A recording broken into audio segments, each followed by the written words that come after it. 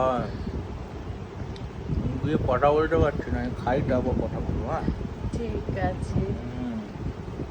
বন্ধ করো। এই ঠান্ডার দিনে, সরি এই গরমের দিনে আসলে ভেতরটা ঠান্ডা হয়ে যাচ্ছে, ওই ঠান্ডা জন্য ঠান্ডা ভুল লাগছে। বলছো, ওই জন্য ভুল বলছো। এই গরমের দিনে এরকম একটা আইসক্রিম থাকলে আর কিছু লাগে না। রবিবারটাই জমে যাবে।